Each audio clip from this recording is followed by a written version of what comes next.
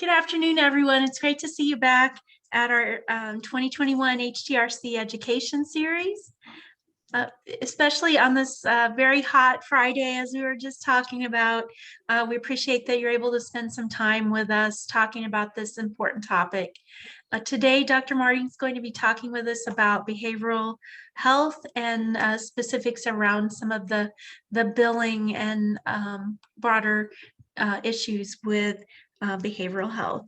So just some reminders, our session's being recorded today and we'll be sharing that out afterwards. Your microphones have been muted, but please do unmute or use the chat to talk. You can test out the chat by typing your name and organization. That's helpful for us to know who our audience is today. We appreciate you keeping your camera on. It really helps us feel like we're a community of practice and talking with one another. And of course, it's fine to eat over the lunch hour here. Your completion certificates will be emailed. It's important to sign on with your first and last name so that we can identify you and get the certificates out. Just a reminder, you'll see the 3 dots next to your name on the Zoom screen. So that's where you can update and put your name in. So let's get rolling. I know there's a ton of great information today.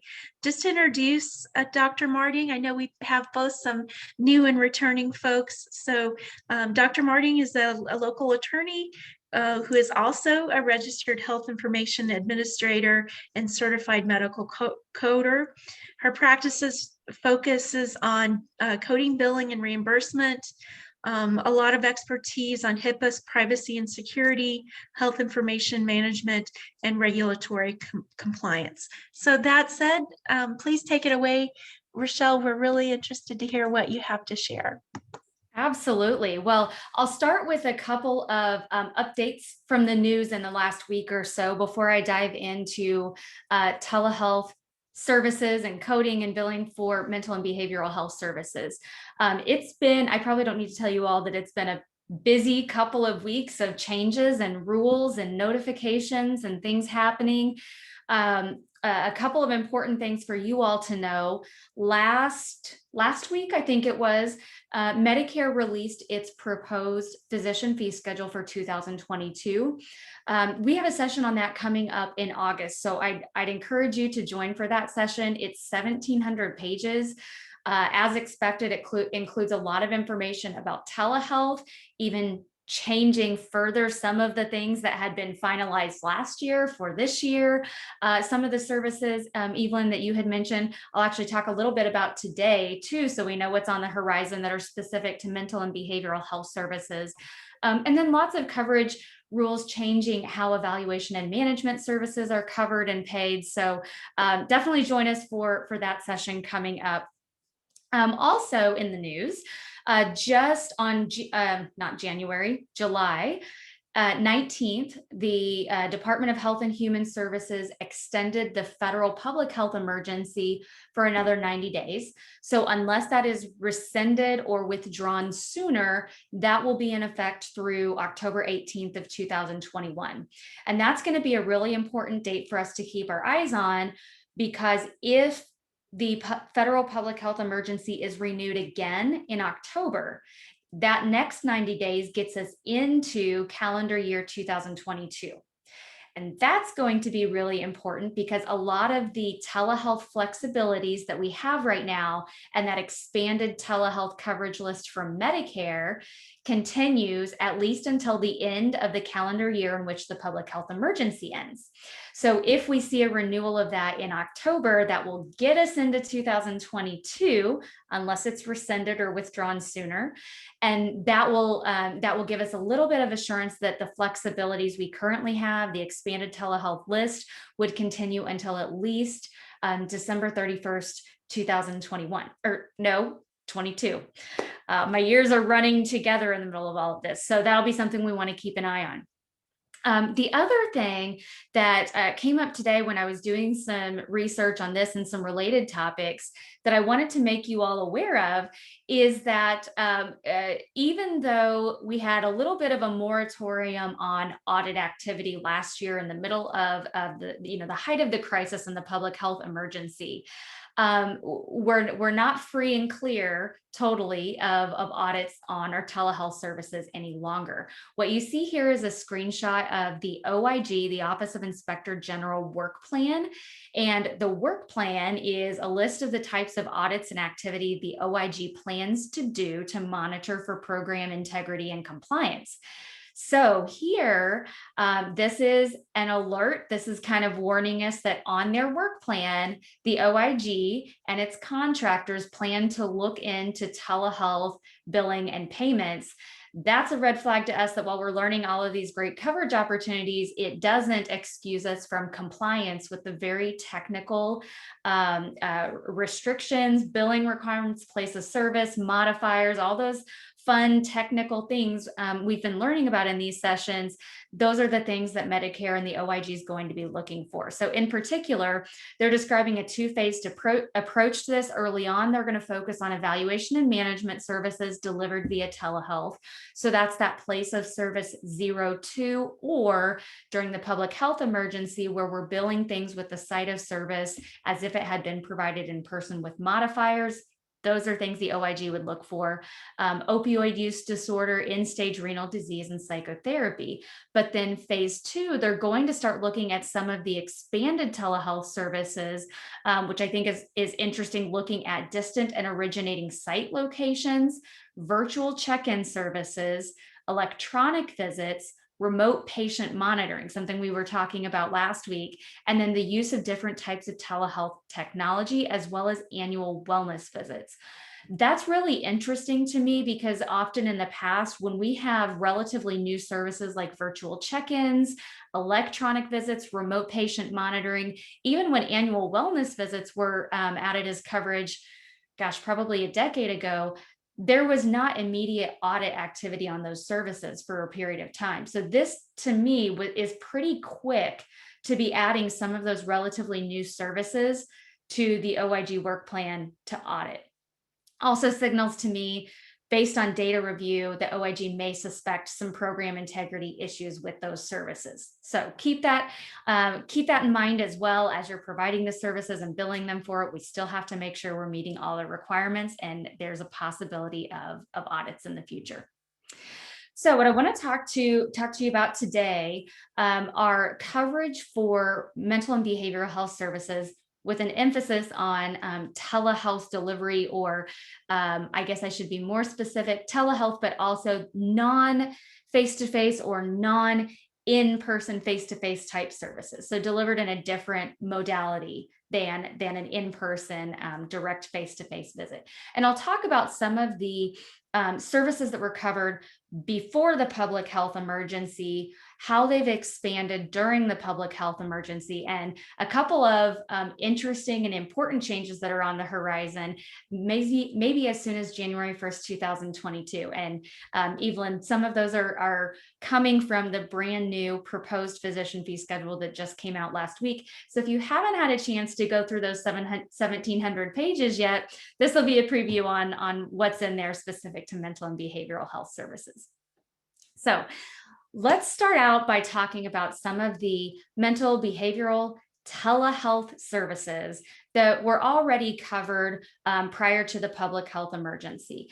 And from some of the sessions we've already talked about, we know that certain evaluation and management services like office visits, they're covered as telehealth services when all the Medicare telehealth restrictions and requirements on distant site providers and originating settings and geographic restrictions are met. So those also would be covered when a patient has a mental or behavioral health diagnosis, those evaluation and management services. What I'm talking about here is a little bit different. Services that may complement or supplement those types of evaluation and management services, but that I see providers often don't realize are separately covered and payable services. And a lot of these are screening and counseling and preventive type services, where a huge benefit is that the patient may not have financial responsibility. And you're probably already providing these services. And if you can bill and be paid separately, then why not take a look at some of these? So let's talk about some of those categories. And again, these are services that even prior to the public health emergency have been covered for quite a few years now under the Medicare physician fee schedule and have been added on a permanent basis to the Medicare telehealth list. Okay, so those categories include alcohol misuse screening services, services for sexually transmitted infection prevention and counseling, behavior therapy for cardiovascular disease, behavior therapy for obesity, and depression screening. So all of these kind of fall into the bucket of mental and behavioral health in the sense that they recognize that there is value to the early detection and prevention of some of these issues. They cover kind of the initial screening or questionnaire for these types of issues, and then to an extent, counseling afterwards if a potential problem or risk for future problems is identified as a result for the screening. So each of these categories, they've been covered since about 2012 under the Medicare physician fee schedule. And then the next year, once they were covered as face-to-face in-person services, they were added to the Medicare telehealth list in 2013. They continue to remain on that list today. And on this slide, you can see the different billing codes that would be used and kind of how they're described. And I'm going to dive deeper into these services, but you can jot down what those billing codes are. And we'll look a little bit more at the requirements and the restrictions for each. So I want to start off with the depression screening service. So depression screening service G0444, again, has been covered for, it's hard to believe that's almost a decade, but almost a decade now under Medicare. Annual depression screening, 15 minutes is the descriptor of that code. And I want to put an asterisk on that because the HCPCS code says 15 minutes. What Medicare says in its coverage policy is up to 15 minutes, and there's not specific guidance on that time increment as to whether 15 minutes is a threshold, whether the normal midpoint rule, so at least 7.5 minutes of depression screening services need to be provided and documented in order to report this code. I will say that there's guidance from WPS Medicare, which is our local Medicare contractor, suggesting that the time in the screening activities should be recorded. But in the Medicare National Coverage Policy, it says if you're doing these screening activities that are covered, it generally will take up to 15 minutes to provide those services. And that's what this is intended to cover. So a couple of kind of caveats or restrictions in the coverage for this. In order for Medicare to pay for this billing code for depression screening up to 15 minutes, it has to take place in a primary care setting. So if you look down at the bottom here in this green box, these 2-digit codes, 11, 22, 49, those are place of service codes that would go on the professional claim form that describe what Medicare considers to be a primary care setting. So a physician office, outpatient hospital, an independent clinic, or a state or local public health clinic. For depression screening, no specific screening tool is identified. So this may start with the PHQ-2, it might expand to the PHQ-9. There may be other depression screening tools that the provider wants to use. You would want to ensure in your documentation you identified what screening tool or how the depression screening was performed. The benefit of this screening is that Medicare recognizes this as a preventive service, which means under the Medicare payment rules, there is no patient financial responsibility when this service is provided and billed.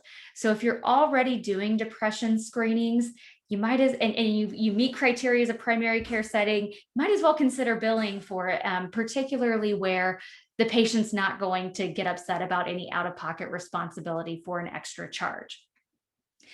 To give you an idea of the payment amount for this, if it's performed in a facility setting like the hospital outpatient department, it's $9.42 each time.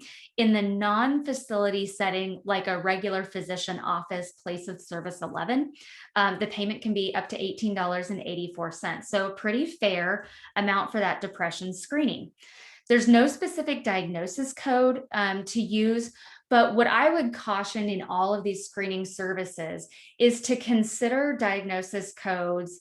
They typically start with a Z in the ICD-10 code set, and those are codes that typically describe screening, preventive type services, encounter to detect certain issues, but avoid using diagnosis codes that actually describe depression, anxiety, substance use disorders, because when you're screening for the service, you're not necessarily indicating that the patient has that problem. And if you were to report a diagnosis code for, say, major depressive disorder, that's what you're screening for, but the patient doesn't necessarily have that condition, Medicare doesn't know that when you report the diagnosis code of depression. I always bring that up because I was talking to a physician one time, and it was involving a visit for screening or counseling related to familial ALS. And I asked the provider, well, how do you bill the diagnosis code for that service? And they said, well, I've always just put familial ALS on the claim, but the patient didn't have familial ALS. They were there for screening, detection, and counseling on that. And we certainly don't want to indicate that a patient has a problem that they don't have. So all that to say, there is no specific diagnosis code to have depression screening covered. Look for Z codes, encounter for, detection of, screening for, counseling for type diagnosis codes for those services. One suggestion, Z13.31, is a depression type screening code that you can consider. So this describes the service of looking for or identifying the severity of depression type symptoms, those exact things that you would be looking for in the PHQ-2 or PHQ-9 type screening questionnaires for the prevention or the early detection of illness or disability related to depressive disorder. Some restrictions on the coverage for depression screening is that it's covered annually, once a year, regardless of who provides the visit. So one of the things that can be a little bit complicated is the patient may have multiple healthcare providers that are kind of quasi-primary care, right? They might have a family medicine physician and internal medicine physician. And between those two providers, who may be in entirely separate practices, only one of them is going to be paid for a depression screening. It's only covered once per patient per year. So the annual frequency also has kind of a funny definition under Medicare rules, right? Everything's got a funny definition. Time has a funny definition. Year has a funny definition. Annual coverage for these screening services means that 11 full calendar months have passed before you can provide the service again. So today is July 23rd. So in order for 11 full calendar months to pass, that means August, starting in the month of August, that would be the first full calendar month. So August, September, October, November, December, January, February, March, April, May, June. We could then provide the next depression screening July 1st of 2022 because 11 full calendar months had passed. We know that private payers may count annual limits differently. They may count 365 days. They may just say once in a calendar year. So it could be December 31st and January 1st, but that's Medicare's rule for these screening services. The depression screening code is truly a screening and detection. So it's looking for the severity of those symptoms.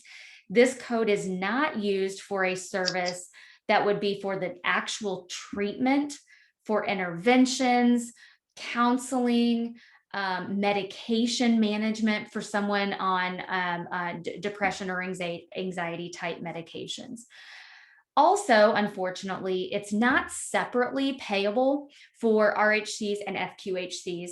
However, if the only service that the RHC or FQHC is providing during an encounter with the patient is depression screening, the G0444 is considered a visit. So you could bill that code and be paid for the all-inclusive rate or the prospective payment system rate. When depression screenings are provided in an institutional or a facility setting, and you're billing on the UB04 rather than the 1500 claim form, we have to make sure we're getting the correct type of bill identified. And so that's going to be an RHC or an FQHC. So again, even though it's not separately payable in addition to an RHC visit or FQHC visit, depression screening only can constitute an RHC visit where you get the all-inclusive rate. A critical access hospital, if we're billing for method 2 for a critical access hospital, we've got 096X or 097X for payment in that setting. Okay, so alcohol misuse screening, similarly, this is covered by Medicare as a preventive service. So if you're asking about alcohol use and misuse, which you probably are because it's required under a lot of incentive programs, right? Under NCQA, under MIPS and different screening programs, we're asking about depression, we're asking about tobacco use, we're asking about alcohol use as part of those programs. So many of you are doing this, and if you're doing it in a specific way, you may be able to be paid separately in addition to your other evaluation services. The benefit of this being a preventive service, again, by Medicare, is when we meet the requirements and bill for the alcohol misuse screening, it's paid by Medicare at 100% of the allowable rate, meaning there's no patient cost sharing for that service. And there's kind of two parts to alcohol misuse screening. There's the screening itself, where we're asking the patient about alcohol use and looking for signs of abuse or misuse of alcohol. If the results of that screening are positive, then there's a second service that we can provide and be paid for counseling about alcohol misuse. Similar to depression screening, this is also covered only when provided in primary care settings. So if you look in the green box at the bottom, it's the same types of settings. If it's a professional bill, this would be in the office setting, outpatient hospital, an independent clinic, or a state or local public health clinic. An added caveat to alcohol misuse screening that we don't see under depression screening is that it also has to be rendered by someone considered a primary care provider. So right under those settings, we also have provider types, and these provider types refer to the taxonomy that is associated with their NPI number. So on every practitioner's Medicare enrollment form, they've identified a specialty that they're affiliated with. And those specialties are tied to these 2-digit taxonomies. So if I am a family medicine provider, I enroll with Medicare and tell Medicare what my specialty is, or what I want Medicare to consider my specialty to be. This doesn't mean that the provider has to have any particular residency or fellowship training in these specialty areas. They're self-identified or self-reported to Medicare. So if the provider's NPI number on their Medicare enrollment is tied to 01, 08, etc., I'll let you read the rest of those, they're considered a primary care provider who could deliver alcohol misuse screening and alcohol misuse behavioral counseling services and be paid for that. And again, we've got a question in the chat. Yeah, sure. Are the codes available for youth and for adult patients is the question. Okay, great question. So these coverage rules are Medicare coverage rules. So if the individual, regardless of age, is a Medicare beneficiary, all of the coverage rules for Medicare would be the same. So then what we would do if Medicaid is secondary, they're going to apply their claims processing under the Medicaid agency rules. And most of the Medicaid agencies are following similar coverage for these screening services that Medicare covers. What I can look up, let me make a note of this for that question. Get my note here, is for youth, some things that we may want to look at are the setting of care. Like, could it be provided in schools or settings that for Medicare purposes outside of the public health emergency would not be considered eligible originating sites, but that would be important to Medicaid. Let me make a quick note of that. And I'll send that out to you, Christy, after the session with the slides as well. So to also give you an idea of kind of the payment rate, when this is done as a screening service, it's paid identically to depression screening. Makes sense. They're both 15 minutes of screening time and services.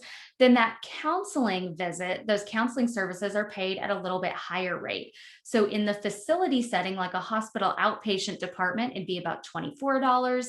And in the non-facility setting, like an office or clinic, that would be about $26, almost $27.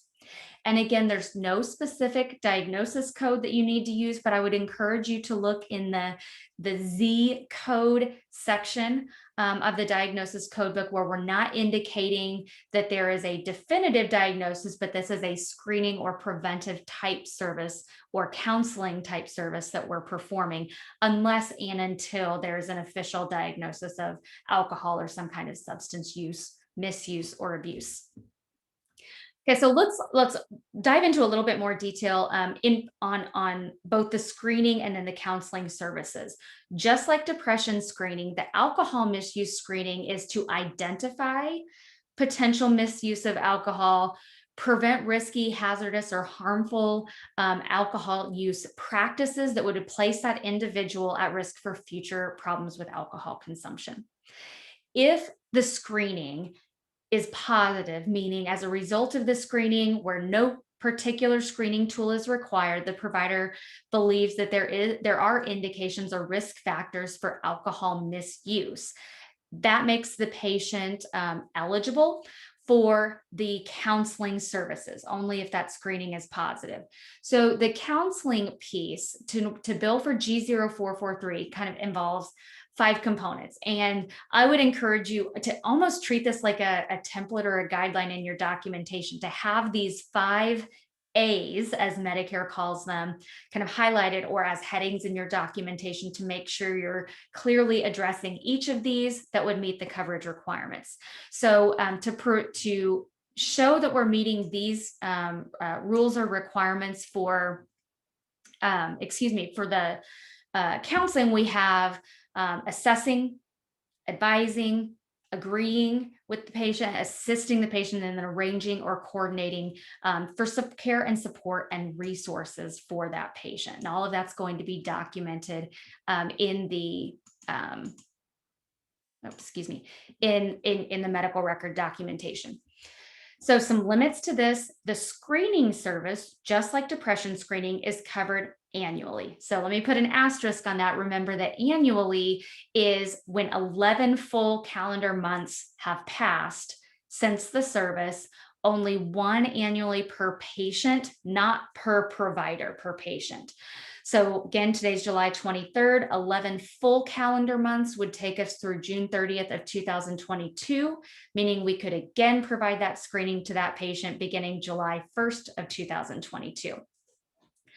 If the screening is positive and detects potential misuse of alcohol, we could then have up to 4 brief counseling sessions for alcohol misuse for a patient who's not tested positive, whose screening is positive for potential alcohol misuse. And because these are screening or preventive services, they are not designed for a visit where you're actually intervening therapeutically, for counseling, for medication management.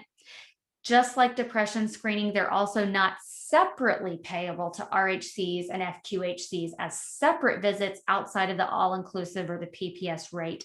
However, just like depression screening, these can serve as the RHC encounter if this is the only service being provided.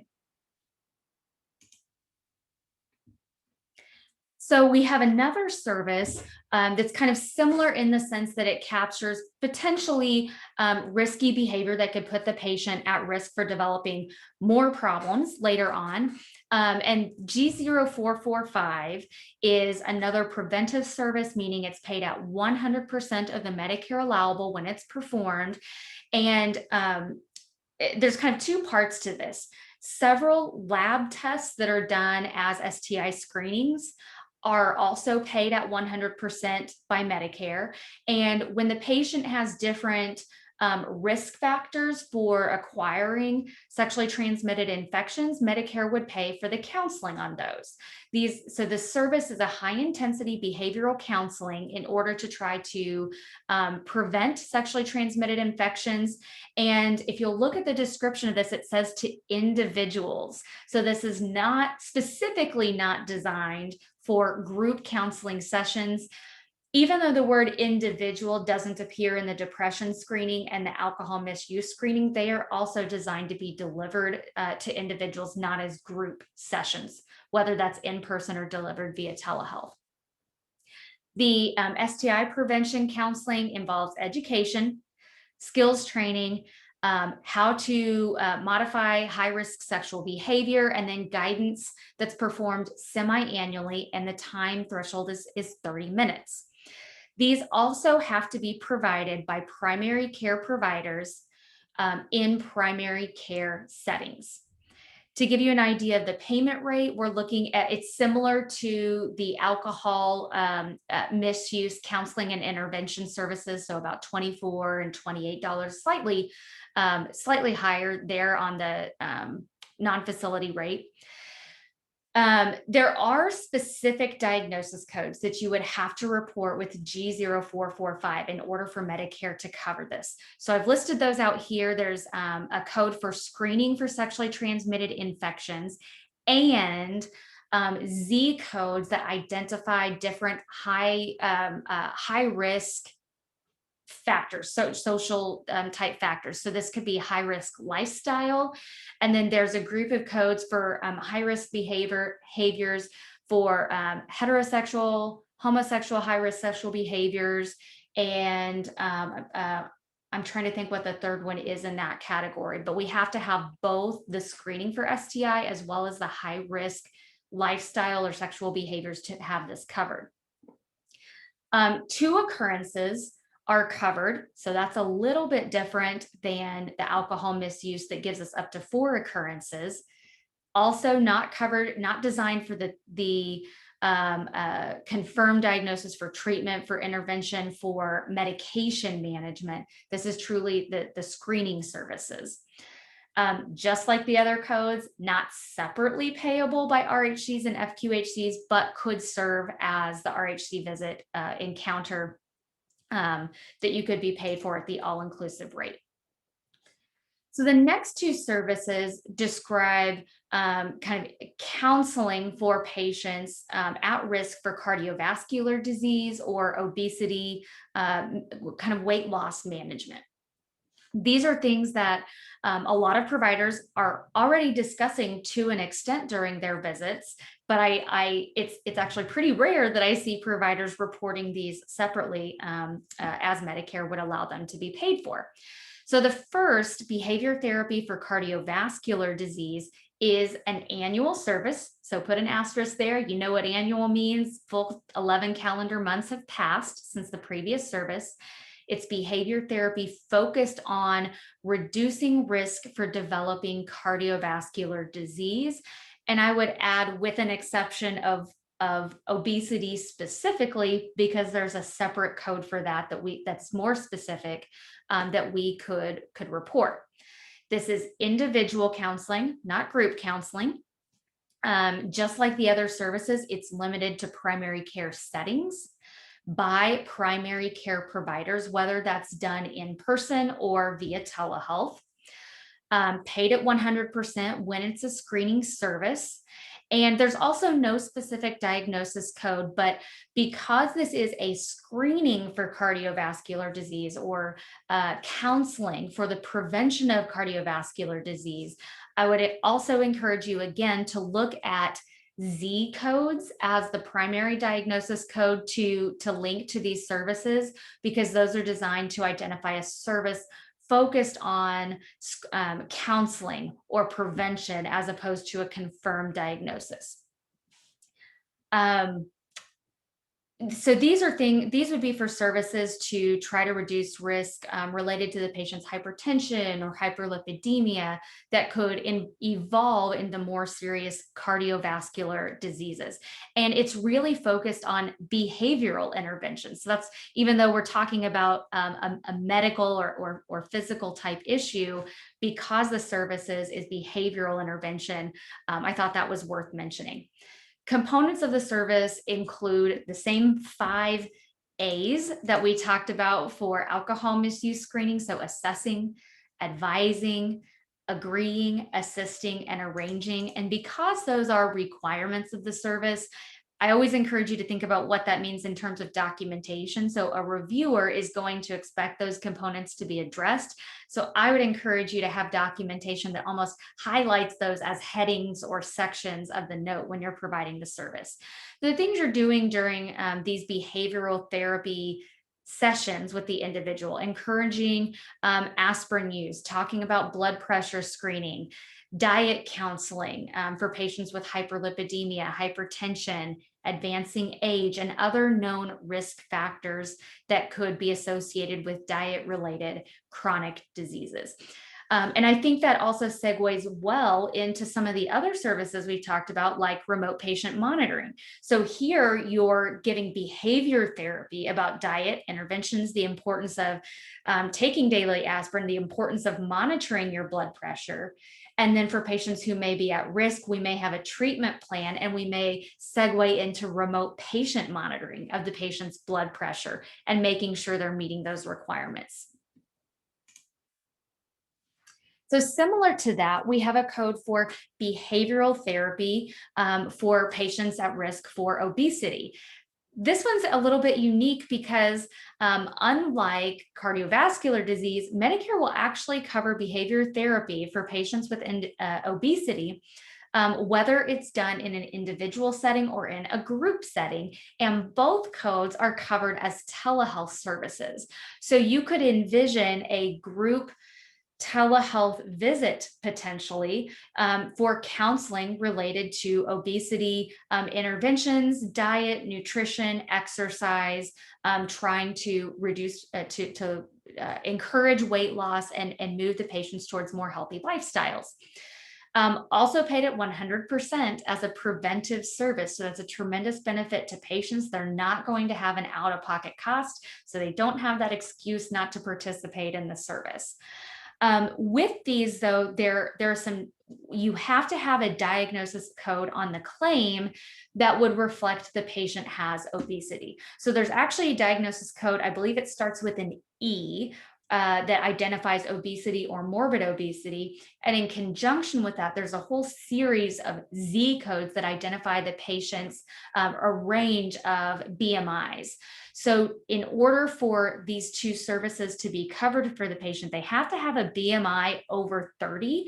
And so the range of Z codes that describe BMI 30 plus are listed here between Z68.30 and Z68.45. You would have to have one of those diagnosis codes on the claim, and then on a line item basis, have the behavioral counseling for obesity tied to or connected to the Z code describing the body mass index in order for these to be covered. So I've talked about the body mass index over 30. So you're screening for BMI, meaning you have to document what the patient's BMI is by height and weight. You're doing a diet assessment for the patient. And because these are behavioral therapy services, you're going to have the 5 A's in your documentation: assessing the patient, advising the patient, an agreement with the patient on what the treatment expectations are, assisting, and then arranging if there are any community resources or social services that may be helpful for the patient. There are some unique frequency limits or restrictions for these services as well. The patient can have 1 visit every week the first month, 1 visit every other week in months 2 through 6, and then 1 visit every month for months 7 through 12 if after the first 6 months the patient loses 6.6 pounds. So I read this and I'm like 6.6, I don't know where that number comes from.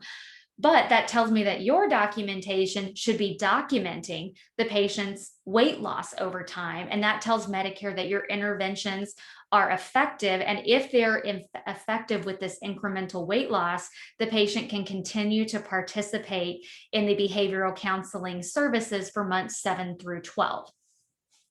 The patient gets a maximum of 22 sessions in a 12-month period for these behavioral counseling visits.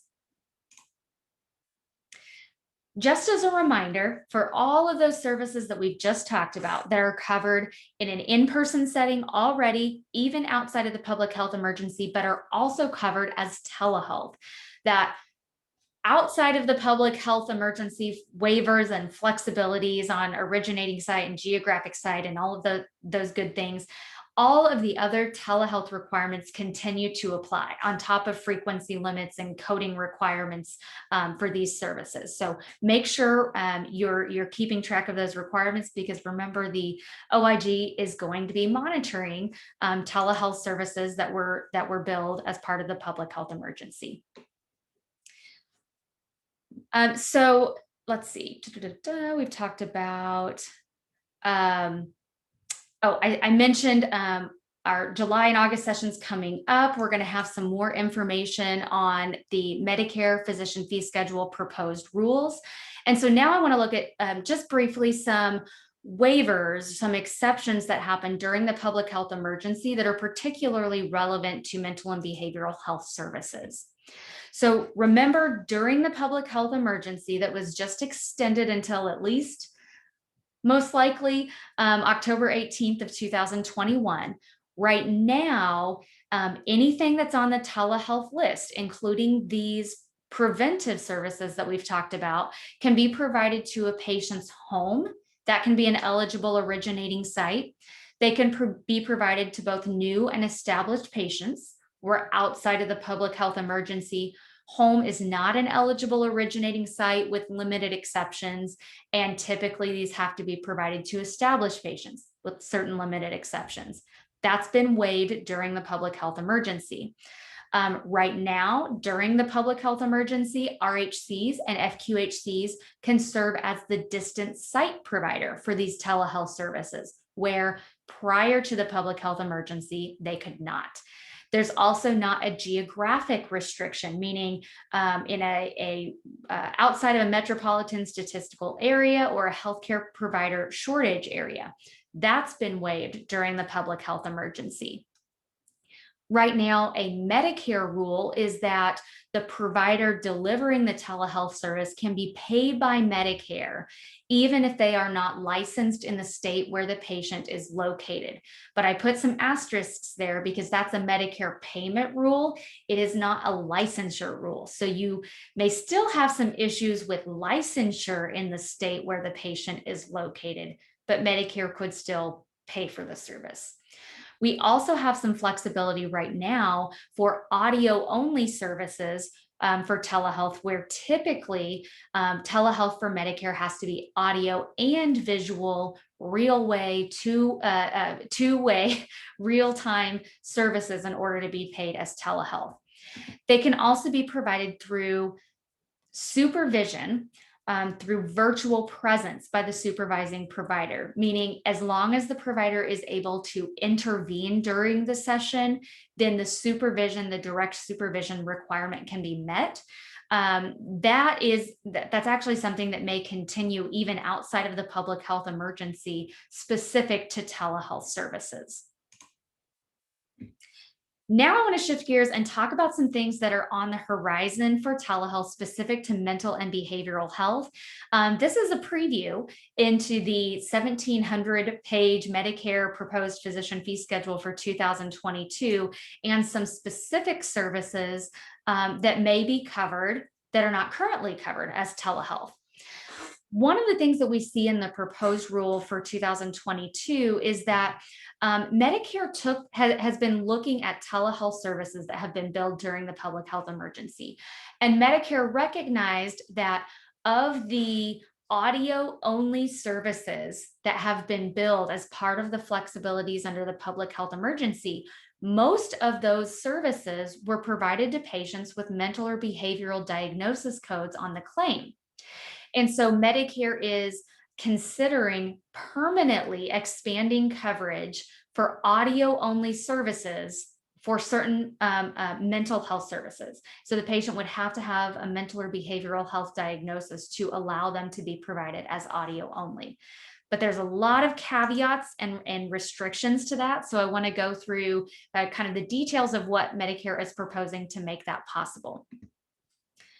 Under the, I guess, let me back up a couple of acts, a couple of laws. There was the Support Act several years ago that allows the patient's home to be an eligible originating site for substance use disorder services that are delivered to a patient via telehealth for the treatment of the substance use disorder or for co-occurring mental health disorders co-occurring in conjunction with the substance use disorder. And there are no geographic restrictions for those substance use disorder services. So that's one of the very limited situations that even prior to the public health emergency, the patient's home was allowed as an eligible originating site.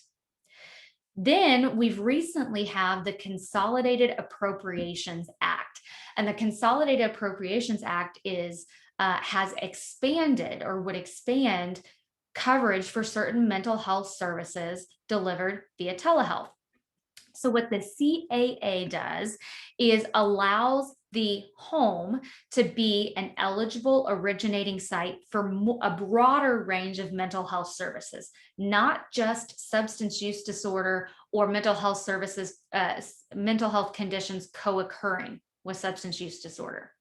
Home could be the originating site for the diagnosis, the evaluation, or the treatment of mental health disorders for services even after the public health emergency.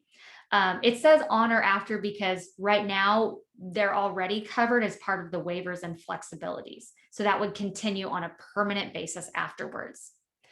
The CAA would also remove the rural area restrictions. So outside of a metropolitan statistical area or a healthcare provider shortage area, those restrictions that we have for most other Medicare telehealth services outside of the public health emergency would no longer apply for the diagnosis, evaluation, or treatment of mental health disorders even after the public health emergency ends, whether or not those mental health conditions co-occur with substance use disorder, meaning independently occurring conditions.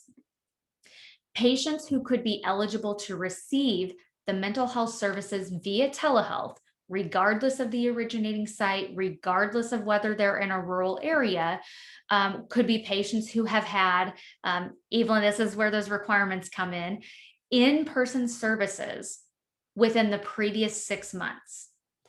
And then Medicare is proposing that the patient would have to have periodic in-person visits every 6 months after that.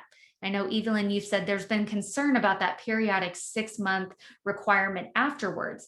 The act itself, the statute has a requirement for an in-person visit prior to the initial telehealth service. So that part, there's not a lot of flexibility.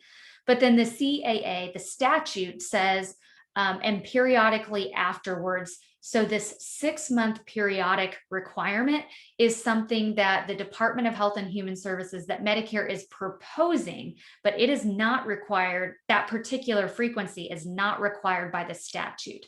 So if you have concerns about that frequency or questions about that frequency, and I think a lot of providers do, because this is a proposed rule, I would encourage you to go find the proposed rule and submit your comments or your questions to that for Medicare to consider before the final rule is issued. And I think we've got I'll have to double check, the deadline is in September, I believe, to have those comments in place. I will say too, though, the requirement for the initiating visit in person and every 6 months afterwards does not apply if the telehealth service would already be covered under the Support Act. So if the service would already be covered as a telehealth service for substance use disorder, or would already be covered under the Support Act for a mental health condition that co-occurs with substance use disorder, that initial visit and the periodic 6-month visit requirement doesn't apply. So Evelyn, to me, I kind of wonder then if it's not required for substance use disorder co-occurring conditions, which almost suggests to me maybe a more complex clinical presentation, why would it be required for independent mental health disorders that are being treated via telehealth? So I definitely expect to see a lot of discussion on that when the final rule comes out in October or November this year. Thanks for clarifying. Oh, did we lose you, Evelyn? I think she just said thanks for clarifying. Yeah, sure. So that is a big exception to it, but I think it's important for the comments and the questions to be raised to Medicare about that 6-month in-person requirement for independent mental health disorders and why there is not parity with the coverage under the Support Act that doesn't require that 6-month visit. Could I ask a quick question? Absolutely. Yeah, I'm wondering when you talk about the 6-month requirement, if the originating site is a nursing home, does the 6-month requirement still apply or no? Great question. And I'll need to look at that. I remember it reading in the final or in the proposed rule, excuse me, some provisions about allowing services in the nursing facility setting that were not previously allowed. But I cannot remember I don't believe that modified the 6-month in-person requirement, but I'll double check on that. Okay, thank you. Absolutely.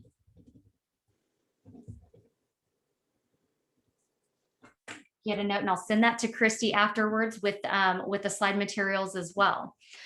So when all of these requirements apply, we have a diagnosis, evaluation, or treatment for a mental health disorder, regardless of geographic restrictions or originating site, we've met the in-person requirement, then these tele-mental health services could be delivered via audio only.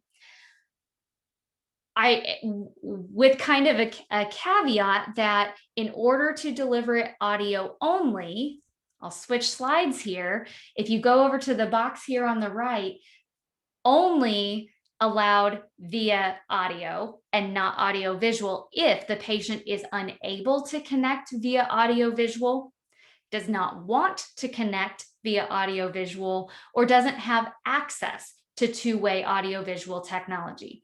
When I read that proposed caveat, the first thing I think of is documentation, and that from a reviewer's perspective, they would expect to see something in the record indicating why a service was done audio only versus audio visual. And how would they know that? Well, Medicare is proposing that you would have to add a modifier to these tele-mental health services that would be expanded coverage under the Consolidated Appropriations Act. So to a patient in their home, regardless of whether they're in a rural area or not, to identify when they were audio only. And that modifier would certify that all the requirements are met, including the patient's inability or lack of desire to join via audio visual technology. So by claims analysis, Medicare would be able to pull those visits that were done via audio only to review them and would expect to see something in the record indicating why it was done audio only and not through audio visual technology. Medicare is also proposing that this would be limited to established patients. I don't really see that as a huge surprise, given that there is an in-person initiating visit requirement to deliver the services via telehealth that would typically make the patient an established patient by coding rules anyways. But some things to look for in the final rule when this comes out, probably sometime in October. Medicare indicated they'll be considering documentation requirements. Since we know the OIG is looking at telehealth, that's something we'll want to know what the expectations are. Medicare is also considering whether they may want to apply level of service limits to audio only visits, meaning if it is what I would expect that probably means is considering level 4 or level 5 services to be excluded when they're delivered via audio only. That's not been specifically proposed, but they're considering it. So we'll want to look for that in the final rule if there are any restrictions as well. Medicare is also considering whether the ability to provide services via telehealth for a mental health disorder that's not co-occurring with substance use disorder, if that may be excluded when psychotherapy add-on codes are being reported and or when the crisis complexity code is being reported in conjunction with the service. So all things that we're going to keep our eyes and ears on in the comments and in the final rule coming out sometime in October or November. Another provision in the proposed rule is that we have a code that was added on an interim basis as part of the public health emergency. Medicare already covers on a permanent basis communication technology-based services or a virtual check-in service that's designed to identify whether or not a patient needs to come in for a full face-to-face in-person visit. As long as that check-in is not associated with a visit in the previous 7 days, and it doesn't lead to a visit in the next 24 hours or whatever the soonest available appointment is, Medicare already covered those virtual check-ins for up to 10 minutes of service. Well, let me go back here. For up to 10 minutes of service. On an interim basis, Medicare added a code to allow payment when that virtual check-in took 11 to 20 minutes, and Medicare would propose to add that as a permanently payable service. Another one that I think could be incredibly beneficial, and I see a lot of application in the mental and behavioral health context, is remote therapeutic monitoring. So we talked about, was it last week? We talked about remote physiologic monitoring of patients, looking at things like blood pressure monitoring, physiologic data, objective data. And there are new codes coming out in 2022 called remote therapeutic monitoring that would allow us to remotely monitor more subjective information about the patient, pain scores, mood levels, functional status, things that I can see application in the mental and behavioral health context. So here's a description of what these services are. And Michelle, we do have a question in the chat. Okay, just a second before we move on. So the question is, how is G2252 different from 99453? Okay, great question. I may have to address that in the materials afterwards. 99453, I'm thinking off the top of my head, is that a remote patient monitoring? I believe it is. RPM, yes. So good question, Rick. G2252, a virtual check-in, is designed to identify whether or not the patient needs to come in for a service. But the 99453, which I believe is the initiating visit to start a remote patient monitoring program, I have to look on whether that's the setup or whether that's the device code. But that's when a patient's actually starting a remote monitoring service. You're telling them about the service, you're educating them on that, you're giving them the device. But the G2252 is not necessarily tied to remote monitoring. That could be me calling in to say I'm having kind of some weird symptoms with the medication I'm taking, and the provider's deciding whether I need to come in and have a med check or we need to make changes to the medication. And I don't actually have to come in for a visit, but that brief discussion with me about the symptoms that I'm having, and provider says, oh, let's up the dose or let's decrease the dose, but you don't need to come in. That's what G2252 would describe. RPM G20. Let me check on that. Let me pull that G2012 code and I'll provide some information after this session. 12, I'm writing down these codes that you've got, 2010. Perfect, I'll get that to you.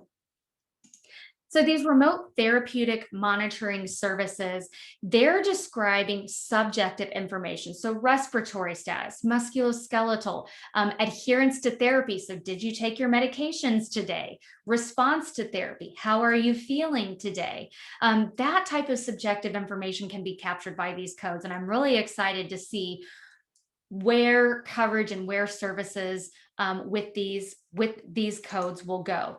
They're brand new codes, but the structure of them mirrors the way remote physiologic monitoring works, in the sense that we've got the setup with the patient, we've got the actual treatment management. We've got codes for monitoring specifically the respiratory status, the musculoskeletal system, setting up the device and the equipment with the patient, just like we do with RPM, but you're going to see these referred to as RTM. We also have codes under this new structure for the supply of the device, programmed alerts and transmissions each 30 days. So we'll dive a lot more into these services. I think as we get a little bit closer to the new year, and we may see some more guidance on how they're covered. One of the things that I would point out on these new codes is that the timing is not necessarily the same as for RPM, in the sense that we have calendar months and we have each 30 days, but that doesn't necessarily match up with the 30 days or calendar month time increments on RPM services. Medicare just really glossed over the fact that these codes are there, but hasn't gotten into a lot of details on when and how they're going to be covered. So I'm hoping we see that in the final rule to give us guidance on how to implement those programs. I know we're just a minute past time here, Christy, and I've got several follow-up questions that I'll provide information on afterwards, but I'll stick around in case there are more questions that anyone has as well.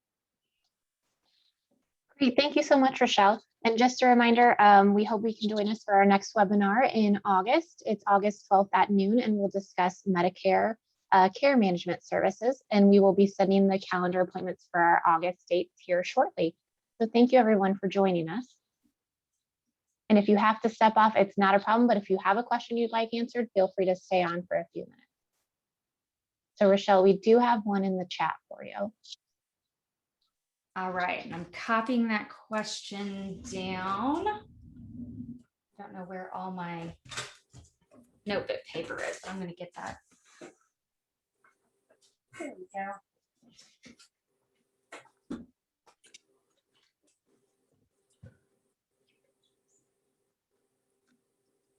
Okay. And I'm also putting our email in the chat so that feel free to email us questions afterwards and we can get them to Rochelle and we'll get you answers on that. Very good. And I'll get this place of service question sent out with the information as well. Rochelle, I also have a question if you have one. Sure. Okay. The organization I'm involved with does a lot of services in nursing homes. And as a consequence, the telemedicine side of things can be somewhat complicated with patients that have dementia. And I'm wondering, number one, patients who have difficulty responding, would that be something that you could assume that they're either unable or unwilling to provide services? And the second question I have is one of the things we do and we were doing during the COVID period is we were providing services, E&M services, and then we were concomitantly setting them with 99358s, which is the extender code, either before predicted E&M or after.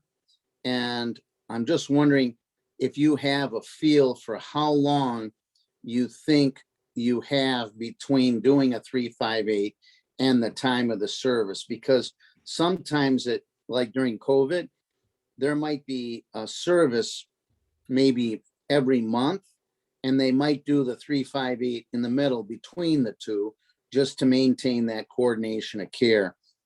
So I'm just kind of curious what your thoughts might be on that.